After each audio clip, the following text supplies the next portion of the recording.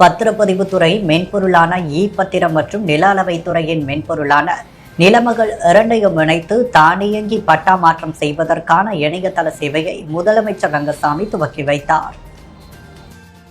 புதுச்சேரி அரசின் வருவாய்த்துறையின் கீழ் இயங்கி வரும் நில அளவை மற்றும் பத்திரப்பதிவேடு துறைகளில் உள்ள செயல்பாடுகளை மேம்படுத்த மத்திய அரசின் திட்டமான நிலப்பதிவேடுகள் நவீனமயமாக்கல் திட்டத்தின் கீழ் பல்வேறு நடவடிக்கைகள் எடுக்கப்பட்டு வருகின்றன. இதன் மூலமாக மக்கள் சார்ந்த பணிகளை மின்மயமாக்குதல் மற்றும் நேரடி சேவையை வழங்கிட மத்திய அரசு பல்வேறு அறிவுறுத்தல்களை வழங்கி வருகின்றது. தற்பொழுது நில அளவை பதிவேடுகள் அனைத்தும் கணினிமயமாக்கப்பட்டு நிலவரி திட்ட நகல் மற்றும் பட்டா காப்பி ஆகியவைகளை இணைய வழி மற்றும் பொது சேவை மையம் மூலம் வழங்கப்பட்டு வருகிறது. மேலும் பத்திரப்பதிவு அலுவலகத்தில் பத்திரப்பதிவு முறையானது கணினிமயமாக்கப்பட்டு முத்திரை தாள்களும் ஆன்லைன் மூலமாக வழங்கப்பட்டு வருகிறது. இத்திட்டத்தின் கீழ் ஒரு முக்கிய நிகழ்வாக பத்திய பத்திரத்துறை மென்பொருளான பத்திரம் மற்றும் நில அளவைத்துறையின் மென்பொருளான நிலமகள் இரண்டையும் இணைத்த தானியங்கி பட்டா மாற்றம் முறை கொண்டுவரப்படும் என்று முதலமைச்சர் வரவு செல திட்ட உரையில் அறிவித்திருந்தார். அதன்படி அதற்கான மென்பொருள் இணைப்பு தயாரிக்கப்பட்டு பொதுமக்களின் சேவைக்காக இந்த திட்ட வேலைகள் முடிக்கப்பட்டது. இந்த புதிய நடைமுறையின்படி ஒருவர் பத்திரப்பதிவின் பொழுது கீழ் கொடுக்கப்பட்டுள்ள காரணிகளுக்கு உட்பட்டு தானியங்கி பட்டா மாற்றம் தாலுகா அலுவலகங்களில் செயல்படுத்தப்படும். இதில் விற்பனையாகும் நிலத்திற்கு தனியாக உட்பிரிவு இழுத்தல் வேண்டும். இந்த உட்பிரிவு எண்களுக்கு பட்டா மற்றும் பத்திரம் இருக்க வேண்டும். மேலும் விற்பனை செய்யும் நிலத்தின் மீது வேறு எந்த வில்லங்கமும் இருக்கக்கூடாது. யார் பெயரில் பட்டா உள்ளதோ அவரே விற்பனையாளரை இருத்தல் வேண்டும். விற்பனையாகும் நிலத்திற்கு ஒரே உட்பிரிவு தனிப்பட்டாவாக இருத்தல் வேண்டும் போன்ற நிபந்தனைகள் விதிக்கப்பட்டுள்ளது. நிலங்களை பத்திரப்பதிவின் பொழுது சார்பதிவாளர் அவர்கள் நிலையிலேயே இணைய வழி மூலம் தானியங்கி முறையில் பட்டா மாறுதலுக்கு தாலுகா அலுவலகத்திற்கு பரிந்துரைக்கப்படும். அவ்வாறு சார்பதிவாளர் அலுவலகங்களில் பரிந்துரைக்கப்படும் பட்டாக்கள் தானியங்கி பட்டா மாறுதலுக்கு தனியாக வட்டாட்சியர் மூலம் பட்டா பெயர் மாறுதல் செய்யப்படும். இத்திட்டத்தின் கீழ் பொதுமக்கள் தனியாக பட்டா மாறுதலுக்கு விண்ணப்பம் அளிக்க தேவையில்லை. மேலும் அவ்வாறு பதியப்படும் பத்திரங்களை ஒரு வார காலக்கெடுவுக்குள் வட்டாட்சியர் அலுவலகத்தில் அவர்கள் பட்டாவிடை மாற்றம் செய்ய மென்பொருளில் மாற்றம் கொண்டு வரப்பட்டுள்ளது. இந்த இணையதள சேவையினை முதலமைச்சர் ரங்கசாமி புதுவை சட்டப்பேரவையில் முதல்வர் அமைச்சரகத்தில் துவக்கி வைத்தார். பொதுப்பணித்துறை அமைச்சர் லட்சுமி நாராயணன், வருவாய்த்துறை செயலர் ஆஷுமோத்ரா மோரா, மாவட்ட ஆட்சியர் குலோத்துங்கன், நில அளவைத்துறை இயக்குநர் செந்தில்குமார் மற்றும் தேசிய தகவலியல் மைய அதிகாரிகள் உடனிருந்தனர். அரசு முறை பயணமாக மாஹே சென்ற துணைநிலை ஆளுநர் கைலாசநாதன் அப்பகுதிகளை ஆய்வு செய்து மக்கள் குறை கேட்பு கூட்டம் போன்ற பல்வேறு நிகழ்வுகளில் பங்கேற்று சிறப்பித்தார். 2 நாள் அரசு முறை பயணமாக மாஹே சென்றுள்ள புதுவை துணைநிலை ஆளுநர் கைலாசநாதன் இன்று காலை மாஹே கடற்கரையில் தூய்மை பணியை துவக்கி வைத்தார். அதைத் தொடர்ந்து கண்டூர் நூற்பாலையை பார்வையிட்டார். பல்வேறு இடங்களில் நடைபெற்று வரும் சாலை மேம்பாட்டு பணிகளை பார்வையிட்ட அவர் பந்தக்கல் ஆரம்ப சுகாதார நிலையத்தை பார்வையிட்டார். அதைத் தொடர்ந்து மண்டல நிர்வாக அதிகாரி அலுவலகத்தில் நடைபெற்ற மாஹே வளர்ச்சி பணிகள் குறித்து ஆய்வுக் கூட்டத்தில் தலைமை தாங்கினார். ஆய்வுக் கூட்டத்தை தொடர்ந்து மக்கள் குறைதீர்ப்பு கூட்டமும் நடைபெற்றது. விழாவில் சட்டமன்ற உறுப்பினர் ரமேஷ், பரபத் மண்டல நிர்வாக அதிகாரி மோகன்குமார், மாஹே நகராட்சி ஆணையர் சத்யேந்திர சிங் ஆகியோர் உடனிருந்தனர். புதுச்சேரியில் விமான சேவை 20ஆம் தேதி துவங்க உள்ள நிலையில் சட்டப்பேரவையில் முதல்வர் ரங்கசாமியை சந்தித்த இண்டிகோ நிறுவனத்தினர் துவக்க விழாவில் பங்கேற்க அழைப்பு விடுத்தனர். புதுவை விமான நிலையத்திலிருந்து பெங்களூர், ஹைதராபாத் உள்ளிட்ட நகரங்களுக்கு விமானங்கள் இயக்கப்பட்டு வந்த நிலையில் அதிக கட்டணம் காரணமாக பொதுமக்களிடம் போதிய வரவேற்பு இல்லாததால் கடந்த பிப்ரவரி மாதம் விமான சேவை நிறுத்தப்பட்டது. இந்த நிலையில் மீண்டும் புதுவையில் விமான சேவையை துவங்க வேண்டும் என்று விமான நிறுவனங்களுடன் பேச்சுவார்த்தை நடத்தப்பட்டு வந்த நிலையில் தற்பொழுது இண்டிகோ நிறுவனம் புதுச்சேரியிலிருந்து தனது விமானங்களை இயக்க முன்வந்துள்ளதாக தகவல் வெளியாகியுள்ளது. இதன்படி 72 பேர் பயணம் செய்யக்கூடிய சிறிய ரக விமான சேவை டிசம்பர் 20ஆம் தேதி முதல் துவங்க இருக்கின்றது. காலை 10 மணிக்கு பெங்களூரிலிருந்து புறப்படும் விமானம் பகல் 12:25 மணிக்கு புதுச்சேரி வந்தடையும். பின்னர் 5:10 மணிக்கு புதுச்சேரியிலிருந்து புறப்பட்டு மாலை 6:35 மணிக்கு மீண்டும் பெங்களூர் சென்றடையும். அதேபோல் புதுவையிலிருந்து 12:45 மணிக்கு புறப்பட்டு 2:30 மணிக்கு ஹைதராபாத் சென்றடையும். மறுமார்பகமாக 3:05 மணிக்கு ஹைதராபாத்திலிருந்து புறப்படும் விமானம் மாலை 4:50 மணிக்கு புதுச்சேரி வந்தடையும் என அறிவிக்கப்பட்டுள்ளது. விமான சேவை 20ஆம் தேதி துவங்க உள்ள நிலையில் இண்டிகோ நிறுவனத்தினர் சட்டப்பேரவையில் முதல்வர் ரங்கசாமியை சந்தித்து துவக்க விழாவில் பங்கேற்க அழைப்பு விடுத்தனர். பொது அமைச்சர் லட்சுமி நாராயணன், மாவட்ட ஆட்சியர் குலோத்துங்கன் ஆகியோர் உடனிருந்தனர். தவளக்குப்பம் பகுதியில் கஞ்சா விற்பனையில் ஈடுபட்ட 2 நபர்களை தவளக்குப்பம் காவல்துறையினர் கைது செய்து சிறையில் அடைத்தனர். இவர்கள் மீது தமிழகம் மற்றும் புதுச்சேரியில் கொலை, கொள்ளை, வழிப்பறி, கஞ்சா விற்பனை உள்ளிட்ட சுமார் 14 வழக்குகள் உள்ளது குறிப்பிடத்தக்கது. புதுச்சேரி தவளக்குப்பம் காவல் நிலைய எல்லைக்குட்பட்ட நல்லவாடு சாலை தானம்பாளையம் பகுதியில் கடந்த ஆகஸ்ட் மாதம் 14ஆம் தேதி அரசு பள்ளி மற்றும் கல்லூரிக்கு செல்லும் வழியில் இளைஞர்கள் மற்றும் பள்ளி கல்லூரி மாணவர்களுக்கு கஞ்சா விற்பனை செய்வதாக வந்த தகவலின் பேரில் துணை ஆய்வாளர் சண்முக சத்யா தலைமையில் குற்றப்பிரிவு காவலர்கள் விமலரசன், வசந்தராஜா மற்றும் போலீசார் சம்பவ இடத்திற்கு சென்று கண்காணித்தனர். அப்பொழுது சந்தேகத்தின்படி 2 நபர்கள் மாணவர்களுக்கு கஞ்சா விற்பனை செய்தது தெரிந்து அவர்களை போலீசார் கண்டதும் தப்பியோடினர். மடக்கி பிடிக்கும் பொழுது நல்லவாடு சாலை தானம்பாளைய பகுதியை சேர்ந்த பிளேடு என்கிற விஷ்ணு என்பவர் மட்டும் பிடிபட்டார். அவரிடமிருந்து 40 கிராம் கஞ்சாவை பறிமுதல் செய்து சிறையில் அடைத்தனர். அதைத் தொடர்ந்து தப்பியோடி தலைமறைவாக இருந்த நல்லவாடு புதுநகர் அங்காளம்மன் கோவில் தெருவை சேர்ந்த கூனி என்கின்ற குமரகுரு என்பவரை போலீசார் வலைவீசி தேடி வந்த நிலையில் நேற்று மாலை தானம்பாளையம் பகுதியில் பதுங்கியிருந்த அவரை மடக்கி பிடித்தனர். உடைந்த மதில் சுவரை தாண்டி போலீசாரிடமிருந்து தப்பிக்க முயன்றதால் அவரது வலது கை முறிவு ஏற்பட்டது. எனவே அவருக்கு உரிய சிகிச்சை அளித்து அவரிடமிருந்து ஒரு செல்போனை பறிமுதல் செய்து சிறையில் அடைத்தனர். இந்த வழக்குகளில் கைதாகியுள்ள 2 குற்றவாளிகள் மீது தமிழகம் மற்றும் புதுச்சேரியில் கொலை, கொள்ளை, வழிப்பறி, கஞ்சா விற்பனை உள்ளிட்ட 14 வழக்குகள் இதுவரை பதியப்பட்டுள்ளது என்பது குறிப்பிடத்தக்கது. புதுச்சேரி முன்னாள் முதலமைச்சர் வை. வெங்கடசுப்பா ரெட்டியாரின் பிறந்த நாள் விழா புதுச்சேரி அரசு சார்பில் இன்று கொண்டாடப்பட்டது. புதுச்சேரி செய்தி மற்றும் விளம்பரத்துறை சார்பில் முன்னாள் முதல்வர் வெங்கடசுப்பா ரெட்டியாரின் பிறந்த நாளையொட்டி மறைமலை அடிகள் சாலையில் உள்ள அவரது திருவுருவச் சிலைக்கு பொதுப்பணித்துறை அமைச்சர் லட்சுமி நாராயணன், ஏம்பலம் தொகுதி சட்டமன்ற உறுப்பினர் லட்சுமிகாந்தன் ஆகியோர் மாலை அணிவித்தும் மலர் தூவியும் மரியாதை செலுத்தினர். தொடர்ந்து காங்கிரஸ் கட்சி சார்பில் முன்னாள் முதல்வர் நாராயணசாமி தலைமையில் மாலை அணிவித்து மரியாதை செலுத்தப்பட்டது. இதில் முன்னாள் அமைச்சர்கள் ஷாஜகான், கந்தசாமி மற்றும் காங்கிரஸ் தொண்டர்கள் பலர் கலந்து கொண்டு மாலை அணிவித்து மரியாதை செலுத்தினர். சேதமடைந்த காந்தி சிலையின் தூண்கள் சீரமைப்பு பணிகள் தீவிரமாக நடைபெற்று வருகிறது. புத்தாண்டுகளுக்கு ஒருமுறை கடற்கரையில் அமைந்துள்ள காந்தி சிலை புனரமைப்பு பணிகள் நடைபெறுவது வழக்கம்.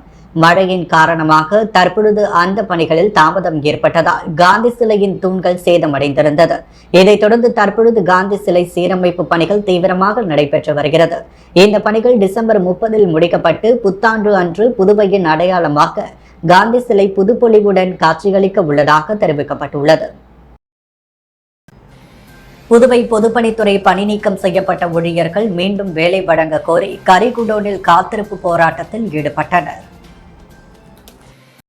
புதுவை பொதுப்பணித்துறையின் நீக்கம் செய்யப்பட்ட ஊழியர்கள் மீண்டும் வேலை வழங்க கோரி பல்வேறு போராட்டங்களில் ஈடுபட்டதை அடுத்து கடந்த ஆண்டு பட்ஜெட் கூட்டத்தொடரில் மாதம் 10,500 ரூபாய் சம்பளம் வழங்கப்பட்டு வேலை வழங்கப்படும் என அரசு அறிவித்தது.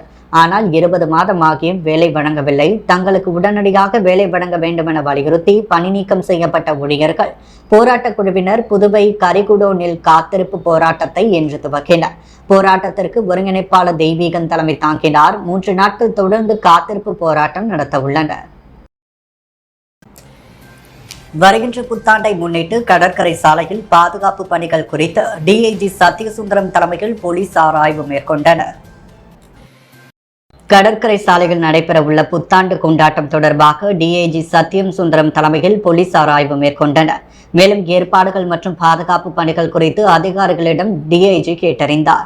கடற்கரை சாலை, காந்தி திடல் உள்ளிட்டவை பெரிய கடை காவல் நிலையத்தின் சரகத்திற்குட்பட்டதால் பெரிய கடை காவல் நிலைய ஆய்வாளர் ஜெய்சங்கர் டிஐஜியிடம் தகுந்த பாதுகாப்பு முன்னேற்பாடுகள் குறித்து விளக்கம் அளித்தார். இந்த நிகழ்ச்சியில் காவல்துறை சீனியர் எஸ்பி, கண்காணிப்பாளர்கள் உள்ளிட்ட போலீஸ் உயரதிகாரிகள் பலர் கலந்து கொண்டனர். புதுவையை புரட்டி எடுத்த பெங்கல் புயலால் கடலூர் சாலையில் அடித்து செல்லப்பட்ட வெள்ள நீரால் சாலையில் படிந்த சேர் சகதி காய்ந்து தூசி மண்டலமாக வீசியதால் வாகன ஓட்டிகள் கடும் அவதியுற்றனர். சாலைகளில் பெருக்கெடுத்த வெள்ளத்தோடு கால்வாய் சாக்கடை கழிவு நீரும் கலந்ததால் தாழ்வான பகுதிகளில் உள்ள சாலைகள் சேரும் சகதியுமாக மாறியது. நகர பகுதியில் உள்ள பிரதான சாலைகள் அனைத்தும் சேதமடைந்து ஜல்லிகள் பெயர்ந்து தார் மண் கொட்டி கிடக்கிறது. கிராமப்புற சாலைகளிலும் இதே நிலை நீடிக்கிறது. கடந்த 2 நாட்களாக மழை இல்லாமல் வெயில் அடித்தது. இந்த வெயிலால் சாலைகள் காய்ந்து விட்டது. இதனால் மணல் தூசி மண்டலமாக மாறியுள்ளது.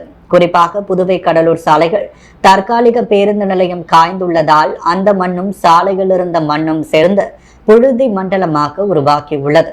இதனால் சாலைகளில் செல்லும் வாகன ஓட்டிகள் பாதசாரிகள் கடும் அவதிக்குள்ளாகியுள்ளனர். இதே போலத்தான் புதுவையின் நகர பகுதியில் உள்ள அனைத்து சாலைகளும் தூசி மண்டலமாக காட்சியளிக்கிறது. பொதுமக்கள் முகக்கவசம் அணிந்து தூசியிலிருந்து தப்பி வருகின்றனர். லடாக்கிலிருந்து சுற்றுலா பயணமாக புதுச்சேரிக்கு வந்த அரசு பள்ளி மாணவிகளுக்கு இனிப்புகள் மற்றும் எழுது பொருட்கள் அடங்கிய தொகுப்பினை வழங்கி முதலமைச்சர் ரங்கசாமி வாழ்த்தினார். மத்திய அரசு உள்துறை அமைச்சகத்தின் குடிமை நடவடிக்கை திட்டத்தின் கீழ் இந்து திபெத்தியன் எல்லை காவல்படை ஏற்பாட்டில் லடாக் யூனியன் பிரதேசம் லே மாவட்டம் நியாயோமோன் கிராமத்தில் உள்ள அரசு மற்றும் மேல்நிலை பள்ளியை சார்ந்த 2 ஆசிரியர்கள் 26 மாணவர்கள் மற்றும் 2 இந்து திபெத் எல்லை காவல்படை பிரதிநிதிகள் பாரத் தர்ஷன் சுற்றுலா பயணமாக புதுச்சேரிக்கு வருகை புரிந்துள்ளனர். இந்து திபெத் எல்லை காவல் படையின் அதிகாரி சரவணன் தலைமையில் புதுச்சேரிக்கு வந்துள்ள இக்குழுவினர் முதலமைச்சர் ரங்கசாமியை சட்டப்பேரவையில் உள்ள முதலமைச்சர் அலுவலகத்தில் மரியாதை நிமித்தமாக சந்தித்தனர். அப்பொழுது ஆசிரியர்கள் மற்றும் மாணவர்களுக்கு முதலமைச்சர் ரங்கசாமி இனிப்பு மற்றும் எழுது பொருட்கள் அடங்கிய தொகுப்பினை வழங்கினார். புதுச்சேரியில் 2 நாட்கள் தங்கியிருக்கும் இக்குழுவினர் புதுவையின் முக்கிய சுற்றுலா தலங்களுக்கு சென்று பார்வையிட உள்ளனர். புதுவையில் 18 ஆண்டுகளாக நடந்து வரும் உப்பனாறு மேம்பாலம் கட்டும் பணியில் நடந்த மெகா ஊழலை கண்டித்தும் உடனடியாக மேம்பாலம் கட்டும் பணியை துவங்க வலியுறுத்தியும் அதிமுக சார்பில் நாளை 19ஆம் தேதி கண்டன ஆர்ப்பாட்டம் நடைபெறும் என அதிமுக மாநில செயலாளர் அன்பழகன் அறிவித்துள்ளார். புதுச்சேரி அதிமுக தலைமை அலுவலகத்தில் செய்தியாளர்களை சந்தித்த மாநில செயலாளர் அன்பழகன் புதுச்சேரி நகர பகுதியில் போக்குவரத்து நெரிசலை குறைக்கும் வகையில் கடந்த 2006ஆம் ஆண்டு உப்பனாறு வாய்க்காலின் மீது மேம்பாலம் அமைக்கும் பணி துவங்கப்பட்ட 18 ஆண்டுகள் ஆகியும் இன்று வரை பணிகள் முழுமை பெறவில்லை. பல்வேறு காலங்களில் 3க்கும் மேற்பட்ட ஒப்பந்ததாரர்கள் மூலம் ஒப்பந்தம் போடப்பட்டு பணிகள் சரிவர நடக்காததால் ஒதுக்கப்பட்ட தொகையை விட ஒப்பந்ததாரர்களுக்கு அதிக அளவில் இழப்பீடு வழங்கப்பட்டுள்ளது. இதில் 70 கோடி ரூபாய்க்கும் மேல் விஞ்ஞான ரீதியில் ஊழல் நடந்துள்ளது என்ற அவர் மேம்பாலம் கட்டும் பணியை திட்டமிட்டு செயற்கையாக நிறுத்தி அதன் மூலம் பொதுப்பணித்துறை அதிகாரிகள் முறைகேட்டில் ஈடுபட்டுள்ளதாக குற்றம் சாட்டினார். மேலும் காவல்துறையின் 4வது முறையாக புதுச்சேரி மாநிலத்தில் ஒரு தனியார் நிறுவனம் தன்னிடம் உள்ள ஹெல்மெட்டுகளை உடனடியாக விற்பனை செய்வதற்கு மட்டும் உதவக்கூடிய அறிவிப்பாக உள்ளது என்றார். எனவே நகர பகுதியில் ஹெல்மெட் அணிய வேண்டும் என்ற உத்தரவை திரும்ப பெற வேண்டும் என வலியுறுத்தியுள்ளார். பூர்ணாங்குப்பம் திரௌபதி அம்மன் ஆலயத்தில் உள்ள ஸ்ரீ பம்பாவாச ஐயப்பன் சன்னதியில் படி பூஜை நடைபெற்றது. தவளக்குப்பம் அடுத்த பூர்ணாங்குப்பம் பகுதியில் உள்ள அருள்மிகு ஸ்ரீ திரௌபதி அம்மன் ஆலயத்தில் தனி சன்னதி கொண்டிருக்கும் ஸ்ரீ பம்பாவாச ஐயப்பன் சன்னதிகள் வருடாந்திர மார்கழி மாத படி பூஜை மற்றும் பஜனை நிகழ்ச்சி நடைபெற்றது. இதில் ஐயப்ப சுவாமிக்கு பால், தயிர், சந்தனம், பன்னீர் மற்றும் நெய் அபிஷேகங்கள் நடைபெற்ற 18 படிகளுக்குமான சிறப்பு பூஜை மற்றும் பஜனைகள் நேற்றிரவு நடைபெற்றது. சிறப்பு அலங்காரத்தில் ஐயப்பன், விநாயகர், முருகர் சுவாமிகள் சிறப்பு அலங்காரத்தில் பக்தர்களுக்கு அருள் பாலித்தனர். தொடர்ந்து இந்த விழாவில் கலந்து கொண்ட அனைத்து பக்தர்களுக்கும் அன்னதானம் வழங்கப்பட்டது. இந்த நிகழ்ச்சிக்கான ஏற்பாடுகளை ஸ்ரீ பம்பாவாச ஐயப்பன் சேவா சங்கத்தின் நிர்வாகிகள் மற்றும் குருசாமிகள், கோவில் நிர்வாகிகள், ஐயப்ப பக்தர்கள், ஊர் பொதுமக்கள் பலர் கலந்து கொண்டு செய்திருந்தனர். புதுவையில் மார்கழி மாதம் துவங்கியதை அடுத்து கலர் கோலப்பொடி விற்பனை சூடுபிடிக்க துவங்கியுள்ளது.